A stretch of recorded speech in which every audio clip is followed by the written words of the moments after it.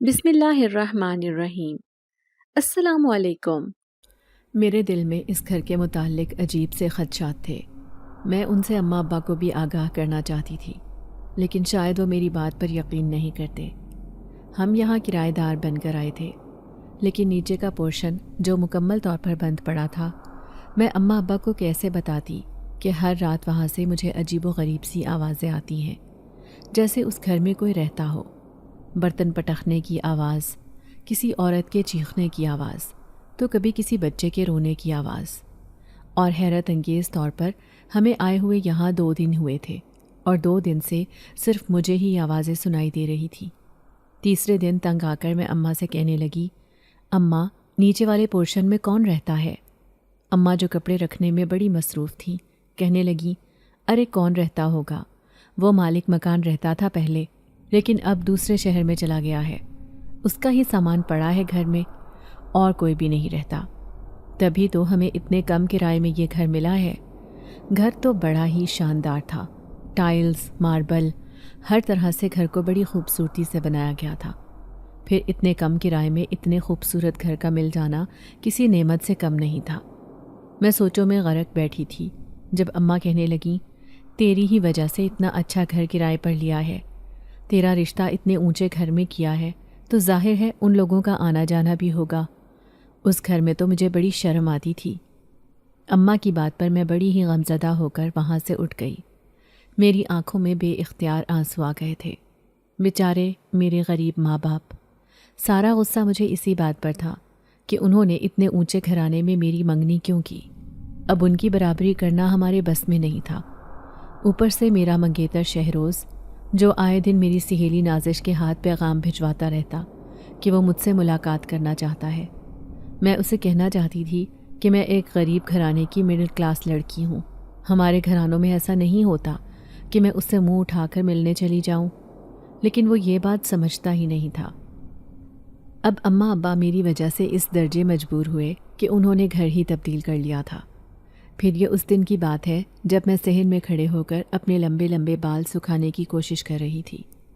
تبھی میرے کانوں میں عجیب سی آواز آئی، جیسے کسی نے سبحان اللہ کہا ہو۔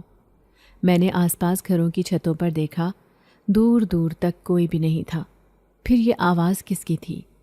خوف سے میری رنگت پیلی پڑ گئی۔ میں جلدی سے کمرے میں آ گئی تھی۔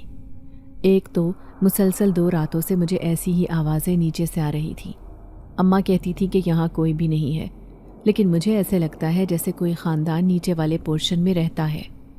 پھر ایک دن اپنی تسلی کرنے کے لیے میں نے گرل سے نیچے پورشن میں جھانک کر دیکھا تو میرے منہ سے چیخ نکل گئی، کیونکہ سچ میں ہی وہاں پر کھڑا ایک وجود مجھے اپنی سرخ آنکھوں سے دیکھ رہا تھا۔ میرا نام ہنا ہے۔ میں اپنے ماں باپ کی اکلوتی بیٹی تھی۔ میرے ماں باپ بہت ہی غریب تھے۔ سب سے غریبی کی وجہ یہ تھی کہ ہمارا اپنا کوئی گھر نہیں تھا۔ جب سے میں نے ہوش سنبھالا تھا، شروع سے ہی دیکھا کہ ہم در بدر کرائے کے گھروں میں رہ رہے تھے۔ چونکہ میں اپنے ماں باپ کی اکلوتی بیٹی تھی، اسی لیے وہ میری بہت اچھی جگہ پر شادی کرنا چاہتے تھے۔ میں نے انٹر تک تعلیم حاصل کی تھی۔ سلائی کڑھائی، گھر کا سارا کام، غرض کہ کوئی ایسا ہنر نہیں تھا جو میرے اندر نہیں ہو، اور خدا نے خوبصورتی جیسی دولت سے بھی مجھے نوازا تھا۔ اب اماں ابا چاہتے تھے کہ میری شادی کسی ایسے گھر میں ہو جو مالی حیثیت سے بہت اچھا ہو، کم از کم ہم سے کہیں زیادہ کھاتا پیتا گھرانہ ہو، تاکہ ہماری بیٹی عیش میں رہے۔ میں انہیں سمجھاتی کہ وہ ایسے خواب دیکھنا چھوڑ دیں۔ غریب کی بیٹی ہمیشہ غریب کی جھونپڑی میں ہی جاتی ہے، لیکن یہ اماں ابا کی کوششیں ہی تھیں کہ میرے لیے ایک بہت اچھا رشتہ آیا۔ میں اپنی سہیلی کے گھر گئی تھی، وہیں پر اس کے کزن نے مجھے پسند کر لیا۔ وہ ایک امیر گھرانے سے تعلق رکھتا تھا جس کا نام شہروز تھا۔ دوسرے دن اس کے ماں باپ رشتہ مانگنے آئے تو وہ ناقدانہ نگاہوں سے گھر کا جائزہ لے رہے تھے۔ ہمارا گھر تو ویسے ہی کرائے پر تھا، ٹوٹا پھوٹا، جگہ جگہ سے پلستر اکھڑا ہوا۔ غربت ہمارے گھر کے در و دیوار سے خوب ٹپکتی تھی، لیکن اماں ابا بہت خوش تھے کہ جیسی ان کی خواہش تھی ویسا ہی رشتہ آیا ہے، سو انہوں نے فوراً ہی رشتے کے لیے ہاں کر دی۔ جبکہ میں نے صرف شہروز کو تصویر میں دیکھا تھا، لیکن میری سہیلی تانیہ کہہ رہی تھی کہ وہ مجھے بہت چاہتا ہے، مجھے بہت خوش رکھے گا۔ لیکن اس کے ماں باپ ہر بات پر جب اماں ابا کو غربت کے تانے دیتے اور کہتے کہ ہماری دونوں بڑی بہویں خوب ڈھیر سارا جہیز لے کر آئی ہیں، اس لیے ہم چاہتے ہیں کہ آپ کی بیٹی بھی اچھا جہیز لے کر آئے تاکہ پورے خاندان میں ہماری واہ واہ ہو۔ یہ تو ہم اپنے بیٹے کے مجبور کرنے پر اس غریب خانے میں رشتہ لینے آ گئے، ورنہ شہروز کے لیے رشتوں کی کمی نہیں تھی۔ تو ایسی باتوں پر مجھے بہت غصہ آتا۔ میں اب ماں ابا سے کہتی کہ آپ انہیں انکار کر دیں، لیکن وہ کہتے کہ ایسا رشتہ تو قسمت سے ملتا ہے۔ کیا ہوا اگر ان کے ماں باپ زبان کے تیز ہیں؟ تم تو وہاں جا کر عیش کرو گی۔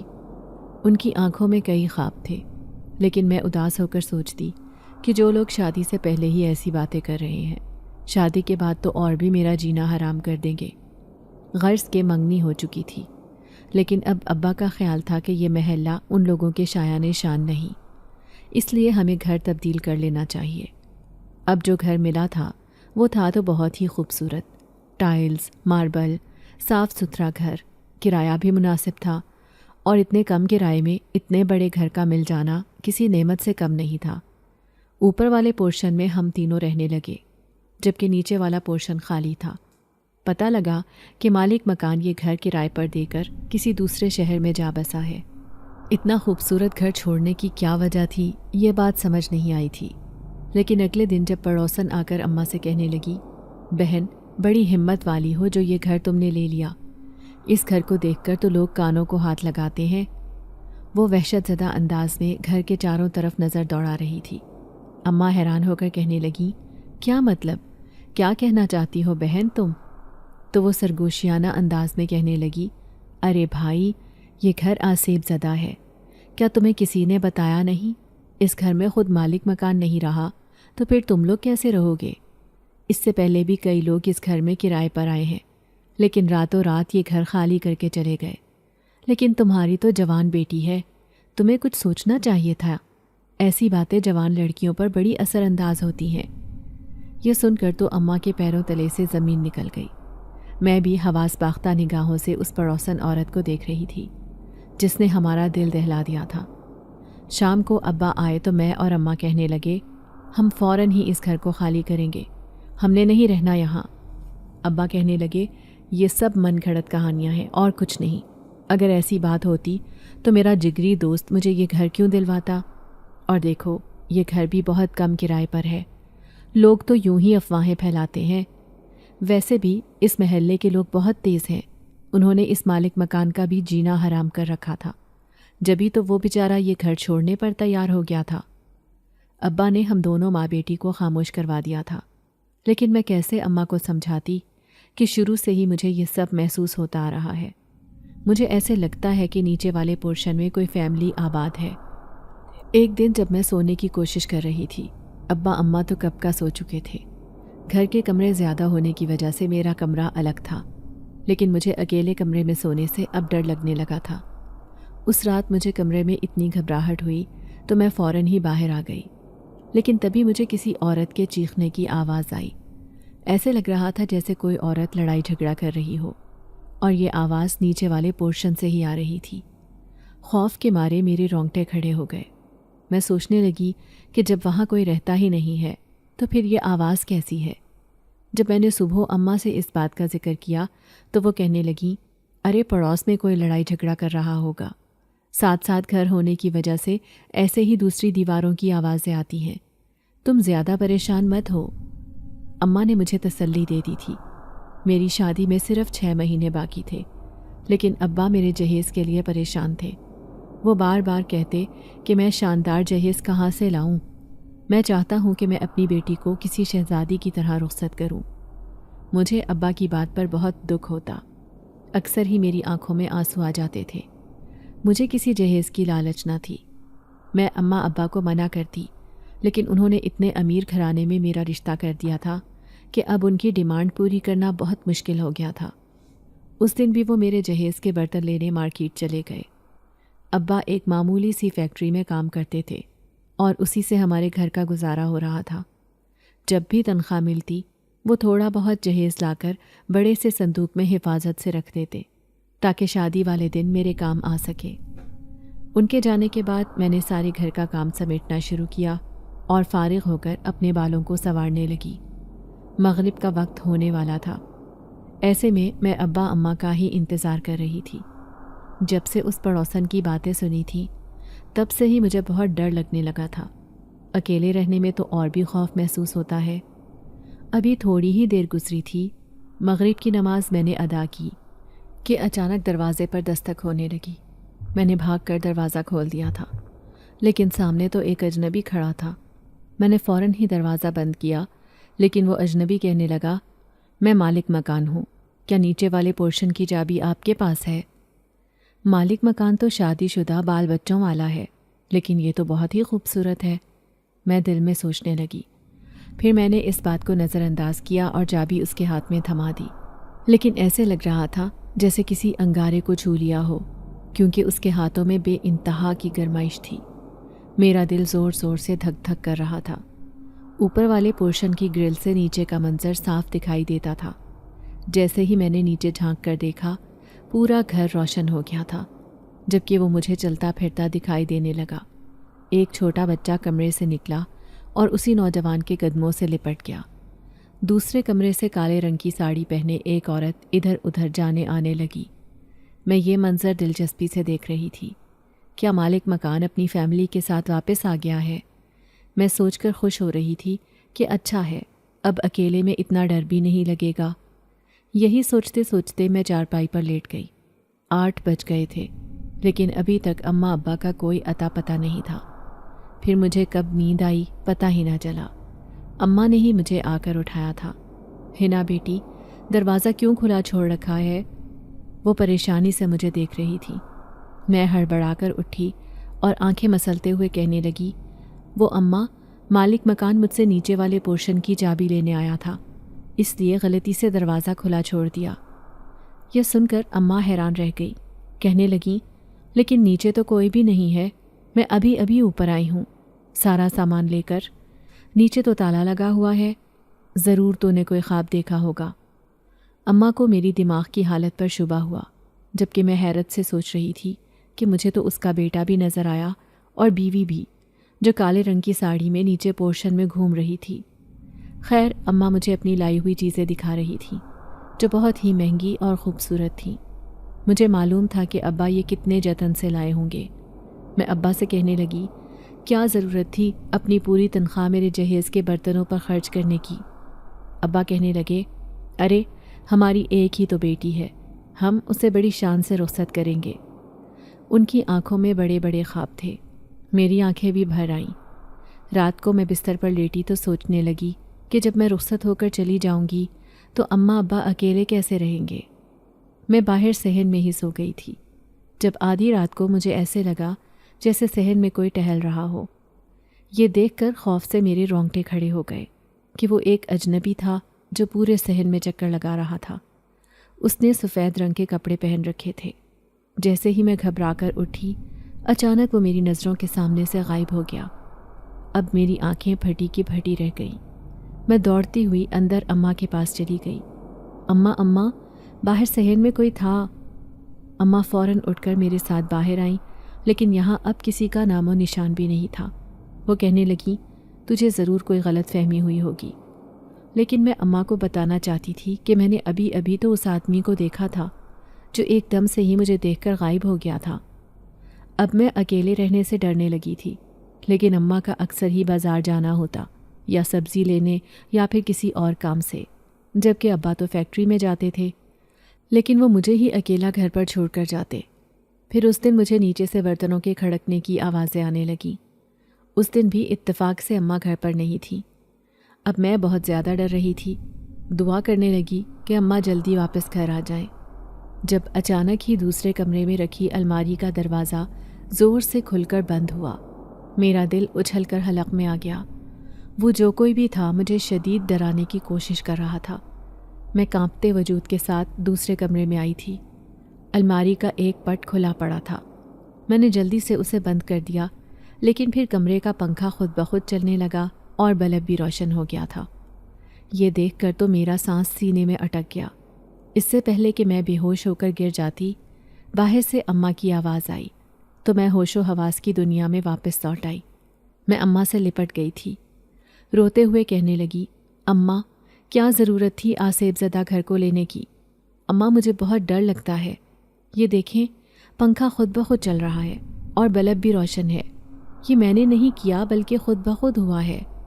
میں انہیں سچائی بتانے کی کوشش کر رہی تھی۔ اماں بھی حیرانی سے چاروں طرف دیکھ رہی تھی، لیکن انہیں کسی قسم کا کوئی خوف محسوس نہیں ہوا۔ وہ کہنے لگیں، تو زیادہ وہم نہ پال، میں جانتی ہوں جب سے وہ پڑوسن تجھے ڈرا کر گئی ہے تب سے ہی تو یہ ساری حرکتیں کرنے لگی ہے۔ دیکھ ہے نا، تیری شادی ہونے والی ہے، اب اگر ایسی باتیں تو نے دماغ میں بٹھا لیں تو سسرال میں گزارا کیسے کرے گی؟ ویسے بھی تیرے سسرال والے بہت اونچے لوگ ہیں، اور تو نے کون سا ساری زندگی اس کرائے کے گھر میں رہنا ہے؟ شادی ہو کر تو اپنے گھر چلی جائے گی، تیری شادی میں ویسے بھی 5 مہینے رہ گئے ہیں۔ اماں مجھے ایسے ہی بہلاتی رہیں اور میرے خوف کو انہوں نے دل ہی میں دبا رہنے دیا، لیکن مجھے پورا یقین ہو گیا تھا کہ وہ پڑوسن جھوٹ نہیں کہہ رہی تھی، سچ میں ہی اس گھر میں کچھ نہ کچھ ضرور ہے۔ پھر اس رات میں سو رہی تھی جب مجھے اپنے گھر کے کچن سے برتنوں کی آوازیں آنے لگیں، پھر کھانے کی خوشبو چاروں طرف پھیل گئی۔ رات کو کھانا کون کھا رہا ہے، یہی دیکھنے کے لیے میں چپکے سے کچن میں آئی اور پھر مجھے پیلر کے پیچھے چھپنا پڑا۔ وہ ایک لمبے چوڑے قد کا آدمی تھا جو ہانڈی میں سے سالن نکال کر کھا رہا تھا۔ آج ویسے بھی ہم نے گوشت بنایا تھا۔ مجھ سے سانس لینا دشوار ہو گیا تھا، کہیں یہ کوئی چور تو نہیں؟ یہی سوچ کر میں نے اسے بلند آواز میں پکارا تھا، کون ہو تم اور کیا کر رہے ہو؟ اس نے پلٹ کر مجھے دیکھا۔ میں نے خوف سے آنکھیں بند کر لی کیونکہ اس کی آنکھیں بہت عجیب تھیں۔ اب وہ چلتا ہوا میرے قریب آ رہا تھا۔ اس سے پہلے کہ وہ مجھے ہاتھ بڑھا کر چھوتا، میں نیچے گر کر بے ہوش ہو چکی تھی۔ جب ہوش آیا تو اماں ابا میرے سرہانے بیٹھے تھے۔ اماں پریشانی سے کہنے لگی، مجھے لگتا ہے میری بیٹی سچ کہہ رہی ہے، اس گھر میں ضرور کچھ نہ کچھ ہے، آپ کو اس بارے میں ضرور سوچنا چاہیے۔ کل کلاں کو اس کے سسرال والوں کو یہ خبر ہو گئی کہ اس کے ساتھ عجیب و غریب باتیں ہو رہی ہیں تو ہم دنیا والوں کو کیا منہ دکھائیں گے؟ ابا کہنے لگے، میں بھی پریشان ہوں، میں کل ہی نذیر سے بات کرتا ہوں۔ نذیر چچا ابا کے دوست تھے جنہوں نے یہ گھر دلوایا تھا، لیکن میں دیکھ رہی تھی کہ میری حرکتوں کی وجہ سے اماں ابا کس قدر پریشان ہیں۔ پھر اس دن سے میں نے سوچ لیا کہ آج کے بعد انہیں کبھی پریشان نہیں کروں گی۔ جو بھی بات ہوگی میں اس خوف کو اپنے اندر ہی دبا رہنے دوں گی۔ اب بڑھاپے میں ابا کہاں دوسرا گھر ڈھونڈتا پھرے گا؟ یہی سوچ کر میں اماں ابا سے کہنے لگی کہ کل رات میرے سر میں بہت درد ہو رہا تھا، اسی لیے میں بے ہوش ہو کر گر گئی، آپ لوگوں کو زیادہ پریشان ہونے کی ضرورت نہیں۔ یہ سن کر انہیں تھوڑی تسلی ہوئی تھی۔ پھر جیسے تیسے دن گزرنے لگے، لیکن مجھے ایسا لگتا جیسے ہمارے ساتھ کوئی تیسرا بھی ہے جو اس گھر میں موجود رہتا ہے۔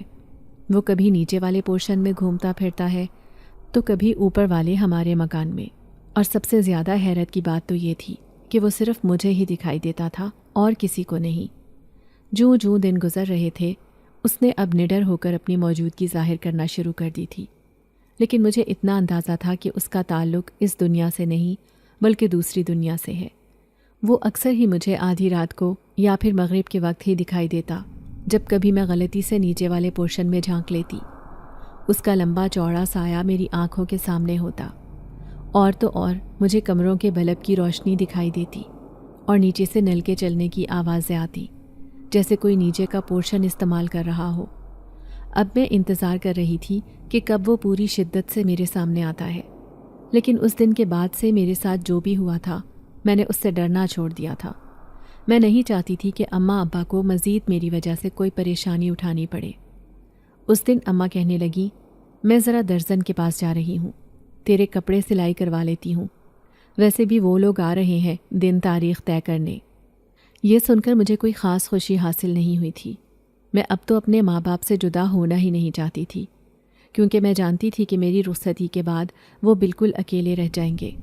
اماں مجھے کہنے لگیں، تو دال چاول بنا لینا جب تک تیرا ابا بھی فیکٹری سے آ جائے گا۔ میں نے ان کی بات پر سر ہلا دیا اور خاموشی سے چاول چننے لگی۔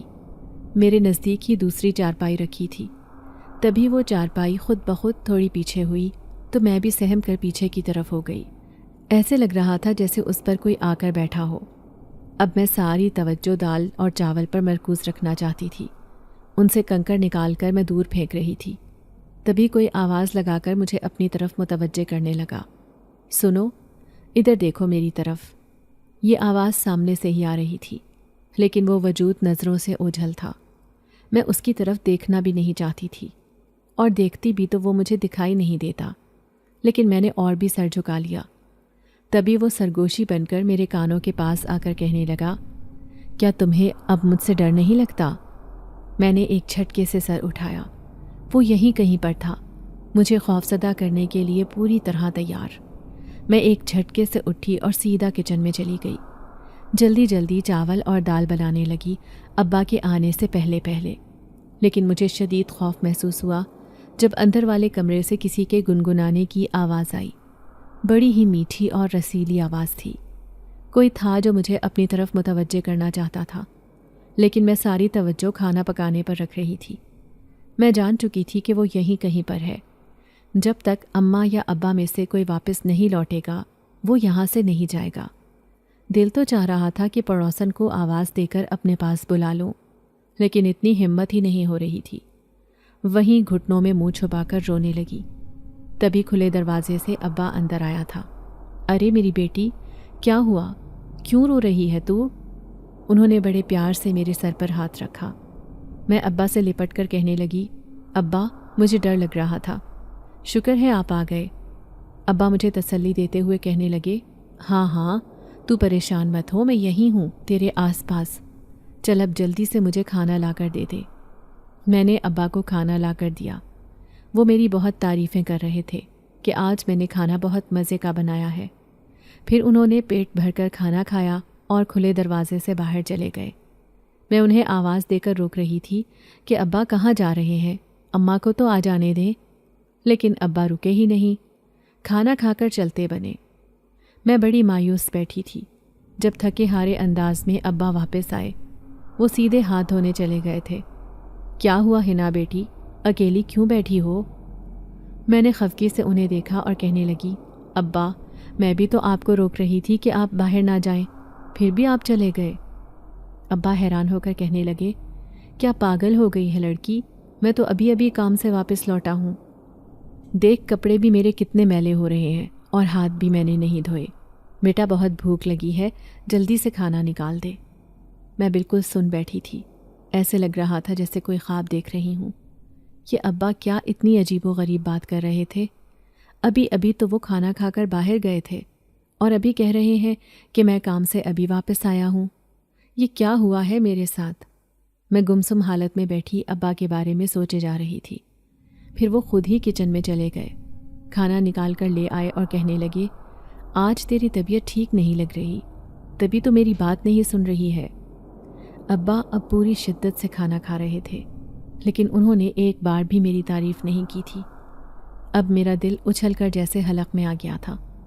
میں سمجھ گئی کہ تھوڑی دیر پہلے ابا کے روپ میں جو یہاں آیا تھا، وہ ابا ہرگز نہیں تھے، بلکہ وہی تھا جو مجھے دن رات ڈرانے کی کوشش کرتا تھا۔ میں گھٹنوں میں منہ چھپا کر یوں ہی رونے لگی، جبکہ ابا نے کھانا کھا لیا تھا۔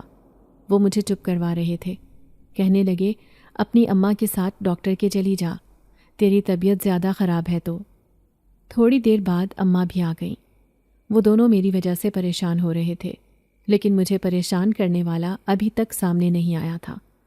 میں انہیں کیسے بتاتی کہ میرے ساتھ کیا ہو رہا ہے؟ میں دل ہی دل میں اس غیر فطری مخلوق کو خوب گالیاں دے رہی تھی۔ میں سوچ رہی تھی کہ وہ میرے سامنے کیوں آ رہا ہے، کیوں مجھے پریشان کر رہا ہے؟ جانتا بھی ہے کہ ہم غریب لوگ ہیں، اگر ایسی ویسی کوئی بات ہو گئی تو ہم کبھی اس کا مقابلہ نہیں کر سکتے۔ کیوں اس نے میری زندگی خراب کر رکھی ہے؟ ایسی ہی مایوس کن سوچے لیے میں بستر میں لیٹی تھی۔ اماں میرے پاس ہی لیٹ گئی تھیں، کہنے لگیں، میری بیٹی کو اکیلے میں ڈر لگتا ہے، آج سے میں اس کے پاس سوؤں گی۔ آدھی رات کا وقت تھا جب مجھے لگا کوئی میرے پاؤں کا انگوٹھا ہلا کر مجھے جگانے کی کوشش کر رہا ہے۔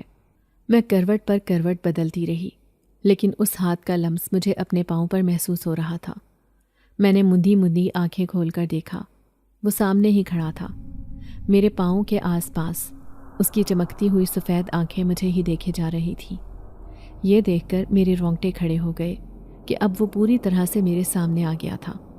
میں نے حلق کے بل چلانے کی کوشش کی، چلے جاؤ یہاں سے، مجھے ڈرانے کی کوشش نہ کرو۔ میں اسے یہاں سے بھگانا چاہتی تھی، لیکن میرے حلق سے غوں غاں کے علاوہ کوئی آواز ہی نہ نکل رہی تھی۔ میں پھوٹ پھوٹ کر رو پڑی۔ اماں نے مجھے یوں رات کو روتے دیکھا تو پریشان ہو کر اٹھ کھڑی ہوئیں۔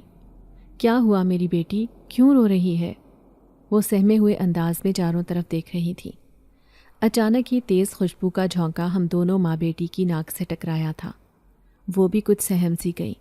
انہوں نے رات کو ہی ابا کو جگایا تھا۔ میں کہتی ہوں بشیر، تیری بیٹی جھوٹ نہیں کہہ رہی، ہمیں اس گھر کو چھوڑ دینا چاہیے۔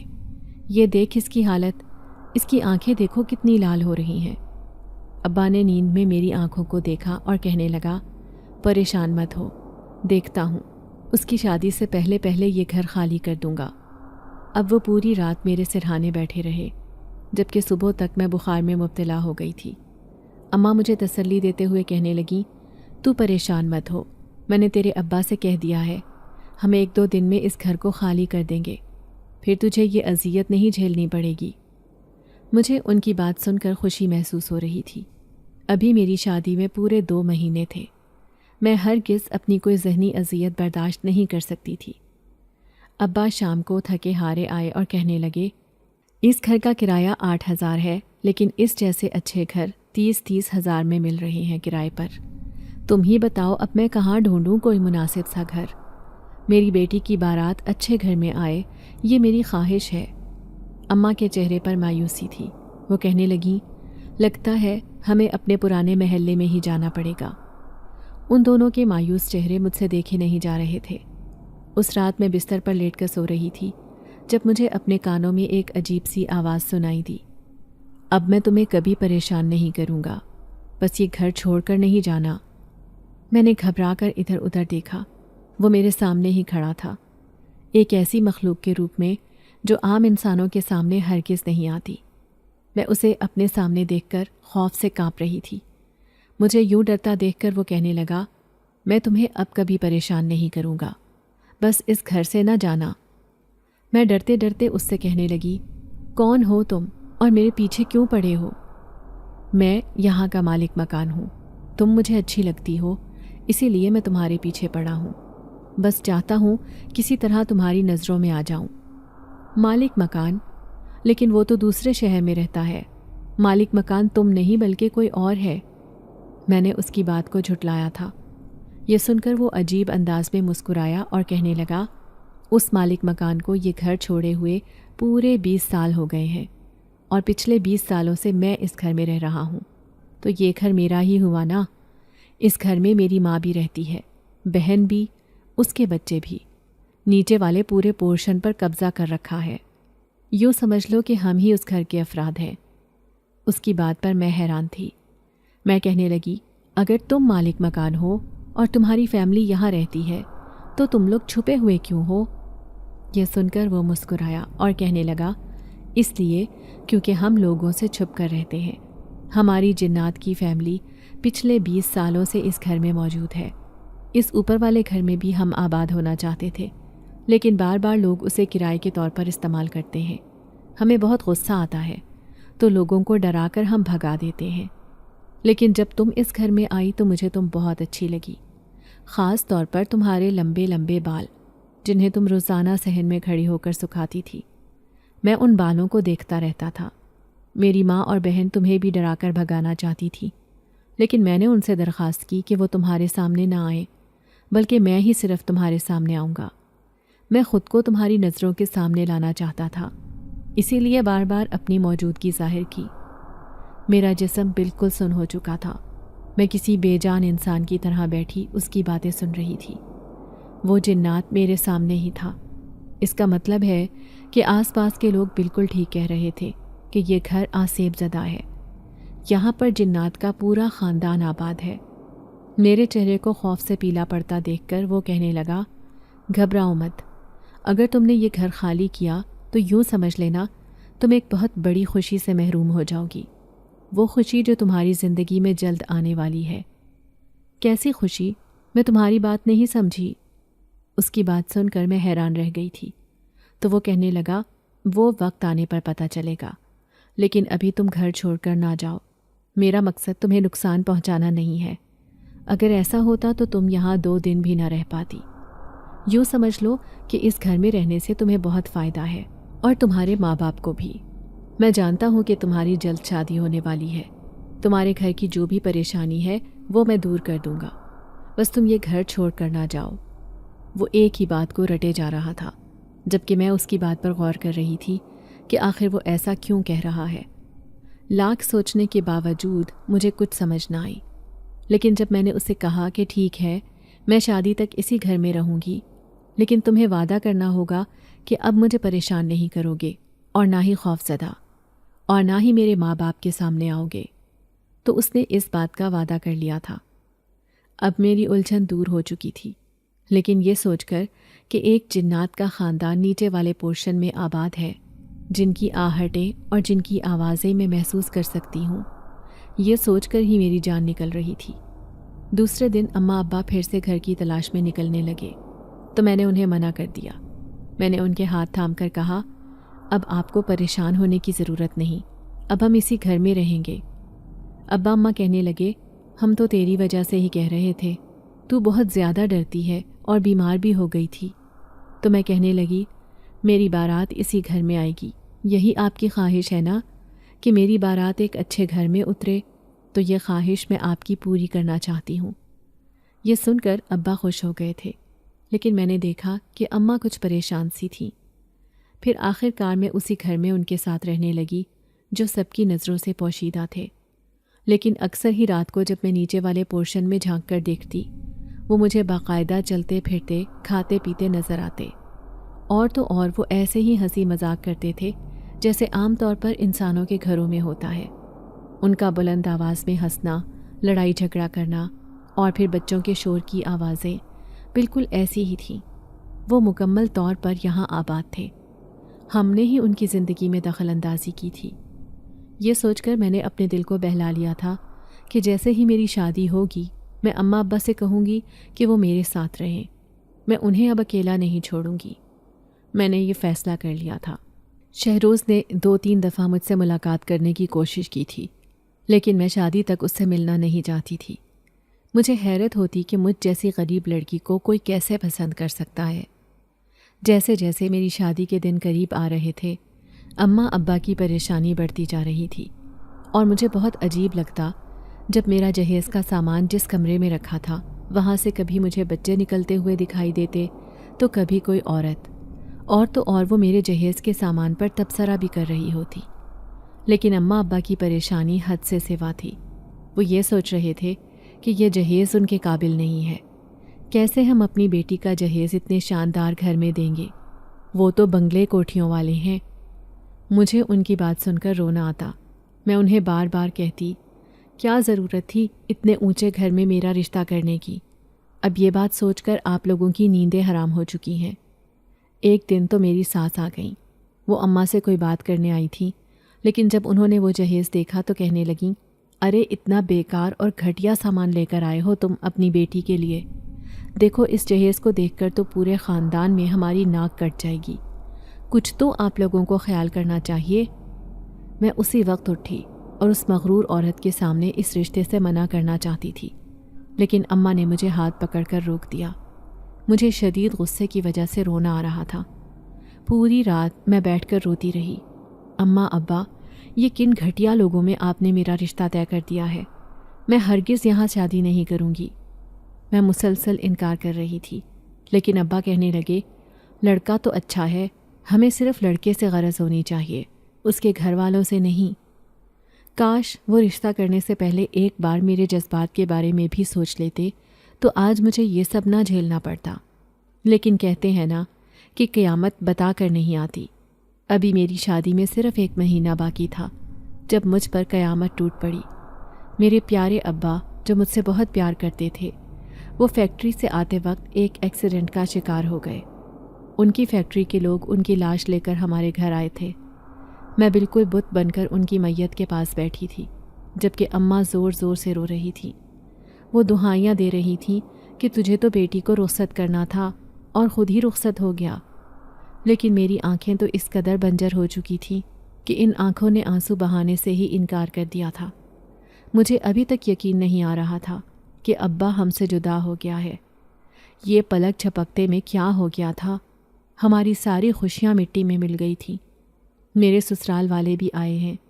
شہروز نے بڑی نرمی سے میرے سر پر ہاتھ رکھا تھا۔ وہ مجھے تسلی دے رہا تھا کہ میں تمہارے ساتھ ہوں، لیکن میں نے اس کی طرف آنکھ اٹھا کر بھی نہیں دیکھا۔ اچانک ہی مجھے ان سب لوگوں سے نفرت ہو گئی تھی۔ شاید ابا کے ذہن میں کوئی ٹینشن تھی، جبھی تو ان کا اتنا برا ایکسیڈنٹ ہوا۔ بار بار یہی سوچ میرے ذہن میں آ رہی تھی۔ 3 دن سوگ کے بعد سارے لوگ اپنے اپنے گھروں کو لوٹ گئے تھے۔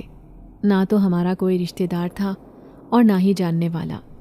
ابا کا ایک ہی دوست تھا جس کا نام نذیر چچا تھا، وہ بھی اپنے گھر کو چلا گیا۔ اب ہم دونوں ماں بیٹی دنیا کا عذاب جھیلنے کے لیے اکیلے رہ گئے تھے۔ اماں کو یہ بات کھائے جا رہی تھی کہ اب وہ میری شادی کیسے کرے گی، لیکن میں نے صاف منع کر دیا تھا کہ مجھے کوئی شادی نہیں کرنی۔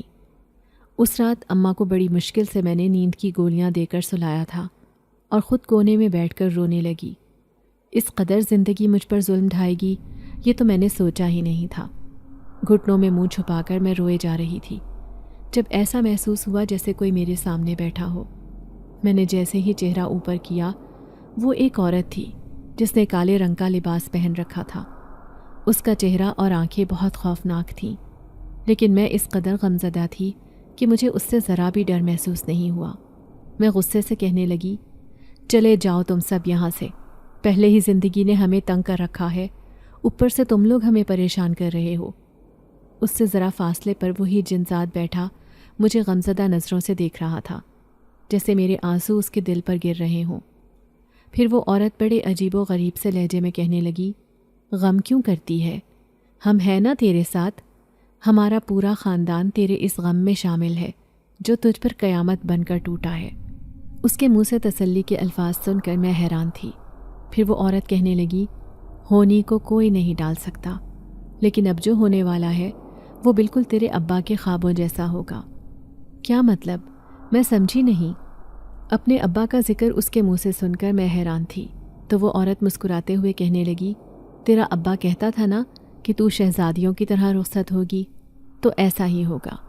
ہم تجھے جہیز دیں گے، ہمارے پاس بہت دولت ہے۔ لیکن تم کون ہو؟ میں جنزادی ہوں، وہ جو سامنے جنزاد بیٹھا ہے۔ تو میرے بھائی کی محبت ہے، وہ تجھے بہت پسند کرتا ہے اور اس کی خواہش پر ہم تجھے جہیز دیں گے۔ تو فکر مت کر، اپنی ماں سے کہنا کہ ساری پریشانیاں بھول جائے۔ یہ کہہ کر وہ دونوں میرے سامنے سے غائب ہو گئے، جبکہ میں حیرت سے ان کی باتوں پر غور کر رہی تھی۔ اگلے دن کا اجالا پھیلا تو اماں بھی اٹھ کر بیٹھیں۔ وہ صدیوں کی بوڑھی لگ رہی تھی، لیکن اسی دن میری ساس چلی آئیں۔ اس نے مجھے اپنے پاس بلایا تھا، پھر کہنے لگیں، دیکھو ہنا بیٹا، جس کے جتنے دن لکھے ہوتے ہیں اتنے ہی اسے ملتے ہیں۔ اس لیے تمہارے والد صاحب کے جانے کا مجھے بہت افسوس ہے، لیکن ہم نے سارے رشتہ داروں میں کارڈ بانٹ دیے ہیں، ہماری ساری تیاریاں پوری ہیں، اسی لیے ہم تمہیں اسی تاریخ پر رخصت کرنے آئیں گے۔ ٹھیک 1 مہینے بعد ہم تمہیں اس گھر سے لے جائیں گے۔ میں اسے نفرت سے دیکھتی شادی سے انکار کرنا چاہتی تھی کہ اچانک اماں جلدی سے کہنے لگیں، ہاں ہاں بہن، تم بس میری بیٹی کی رخصتی کی تیاری کرو، میں بھی اپنی بیٹی کو رخصت کرنا چاہتی ہوں۔ میں چاہتی ہوں کہ کسی طرح یہ بس اپنے گھر کی ہو جائے، میری بھی زندگی کا کوئی بھروسہ نہیں۔ یہ سن کر میری ساس خوش ہو گئیں، کہنے لگیں، ٹھیک ہے، پھر دن اور تاریخ تو آپ کو یاد ہے نا، بس میں یہی بتانے آئی تھی۔ اماں کو سمجھا کر وہ چلتی بنی، جبکہ میں چیختے ہوئے کہنے لگی، اماں، آپ نے اس ظالم عورت کو ذلیل کر کے کیوں نہیں بھیجا؟ ابا اور آپ دونوں اسی وجہ سے پریشان تھے، میں ہرگز اس گھر میں شادی نہیں کروں گی۔ اماں کہنے لگیں، پاگل نہ بن، وہ لڑکا تجھ سے بہت محبت کرتا ہے، دیکھو اس نے اپنے ماں باپ کو کتنا مجبور کیا، وہ خود رشتے کی بات کرنے آئے، اس لیے مجھے یقین ہے کہ وہ لڑکا تجھے بہت خوش رکھے گا۔ میں نے ان کی بات پر منہ پھیر لیا تھا۔ اماں بڑی پریشان تھیں، بڑبڑاتے ہوئے کہنے لگیں، کہاں سے آئے گا اتنا جہیز؟ جو کچھ تیرا باپ کر رہا تھا وہ تو اس کی سوچ سے بھی زیادہ تھا۔ لیکن اگلی رات کچھ ایسا عجیب ہوا جس نے ہم دونوں ماں بیٹی کے ہوش اڑا دیے تھے۔ دروازے پر کھڑے 2 اجنبی میاں بیوی اماں سے ملنے آئے تھے۔ وہ اماں سے کہنے لگے، تیرے شوہر نے ہمارے پاس کچھ زیورات رکھوائے تھے، کہتا تھا کہ یہ میری بیٹی کے شادی میں کام آئے گا، وہ زیورات ہم تمہیں دینے آئے ہیں۔ اماں کہنے لگیں ایسا کوئی ذکر میرے شوہر نے میرے سامنے نہیں کیا، پھر یہ آپ کیا کہہ رہے ہیں؟ تو وہ آدمی مسکراتے ہوئے کہنے لگا نہ صرف زیورات بلکہ تمہاری بیٹی کا سارا جہیز بھی اس نے انشورنس کروا رکھا تھا، اس لیے ہم جہیز بھی خود لے کر آئیں گے۔ اگلے دن ہی وہ جہیز کا ٹرک لے کر ہمارے گھر کی دہلیز پر پہنچ گئے تھے، اور وہ جہیز اس قدر شاندار تھا کہ سب نے اپنے دانتوں تلے انگلیاں دبا لیں، جبکہ میں بھی پھٹی پھٹی نگاہوں سے یہ سب دیکھ رہی تھی۔ وہ زیورات، یہ جہیز، یہ سب ابا کے بس میں نہیں تھا۔ اماں کہنے لگیں کہیں ان لوگوں کو کوئی غلط فہمی تو نہیں ہوئی؟ بھلا تیرے ابا کے کون سے کارخانے چل رہے تھے جو اتنا ڈھیر سارا جہیز ہوگا اور وہ اتنا ڈھیر سارا جہیز تجھے دے گا؟ لیکن کسی کی بات میرے ذہن میں آ رہی تھی کہ تیرا سارا جہیز ہم دیں گے اور وہ ایسا ہوگا کہ سب لوگ دیکھ کر حیران رہ جائیں گے۔ تو اپنے گھر سے شہزادیوں کی طرح رخصت ہوگی۔ پھر دوسرے دن وہ عورت جو اجنبی تھی وہ میری شادی کا جوڑا لے کر اماں کے پاس پہنچ گئی۔ یہ ہماری خواہش ہے کہ تم اپنی بیٹی کو یہی شادی کا جوڑا پہناؤ اور اسے بہت شان سے رخصت کرنا۔ وہ مجھے بہت دعائیں دے رہی تھی۔ اماں کی آنکھوں میں آنسو تھے۔